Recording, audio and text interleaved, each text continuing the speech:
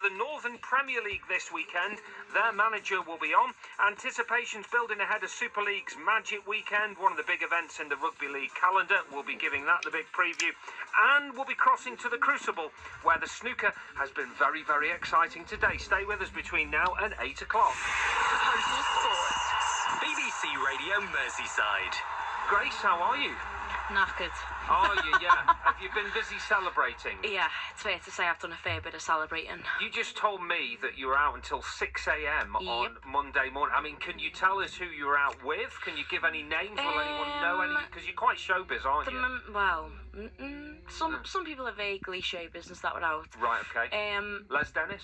No, you went out with Les Dennis? Virtually the whole of the Anfield Wrap. Right, well, that's quite showbiz, isn't it? Walking into motel in town on Sunday night was like everybody you've ever known in one building. It was just sheer elation. Neil Mellor came in at one point. That was quite a random moment. But other than that, I feel like everyone in there was relatively low-key. Was Mark Stanford there or not? No, he probably wouldn't be. Staying out the way. How are you feeling about all of this, Mark? Because, you know, you've come across as being a bit of a cynic in the past, and well, this is your arch rivals that have won the league. It's a very nice thing to happen. I mean, I am old enough to remember when it happened to us. So, and you know, and I mean, half of my mates are Reds, and whenever they're over from Norway, you know, I always I couldn't have impressed so no, half my mates are Reds, and you know, I'm made up for them. It is a great feeling, and you know, when you won it in '87, yes, were you out until 6 a.m.? You can't remember, can you? I can't remember, to be honest. I struggled to remember last week at my age, but you know, it was a lot of fun was had by all. So the thing is, even when you won it in '87, I don't think the celebration was that big because you'd won it in '85, and there was a bit of like, we'll win it again. Yeah. It was a bit like that. So, but it just goes to show you never do know. No, you don't. And Grace, as a relatively young fan, I think I think that's fair to say. Was that the greatest experience you've ever had watching Liverpool? Fact, yeah. 110%. Just everything about the day. Like, we got there, I was in the Glenbook pub for 11 o'clock, working, not drinking.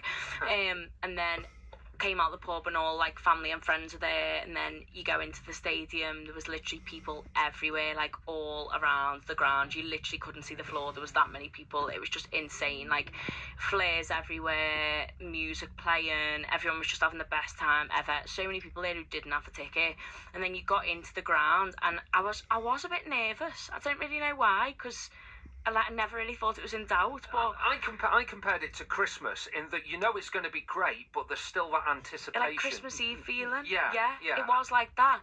And then got in my seat, and I sit row 3, just opposite the away dugout. So me and my mum got to our seats, and my mum just kept saying, you know, I remember a Wimbledon last minute goal, Grace. It's not over till it's over. Like, don't put your hopes on it. Don't, you know. I think my mum's generation were trying to play it down a bit, whereas I was like, we've won it once in my lifetime. 3 points from 5 games. I mean, I'd have to go. No, she was more on the fence of like, it might not happen today. Oh, I see. It's going to happen, but it might not happen today. Have they seen Spurs defence? I know, awful. They've been awful all season, but you just never know with us. So we always do it the hard way as well. So yeah, I was just like, and then at the end, the McAllister goal was an absolute worldie. Well, that was when it was 1.74 on the Richter scale. Did you? Where do you live, Mark? Did you feel any tremors? I live in South Liverpool. I didn't actually. No. Funnily enough, no. It was.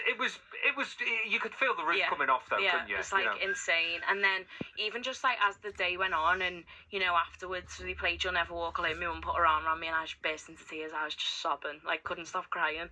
It was just like she said to me, "I've had my season tickets since I was 10, so I've had it for like nearly 20 years." And she was going to me, like she said, since I've been going, one day, Grace, you will see them lift a trophy in the stadium. One day you will see them win something in the stadium. Obviously nobody knew when, and then obviously when it was Sunday, it was just the best. I hope you can make the Palace game, because that would be a blow, wouldn't it? I won't be missing that. Right, let's hear from Arne Slot then. He spoke today about the celebrations that followed clinching the title. Of course, a lot of messages, and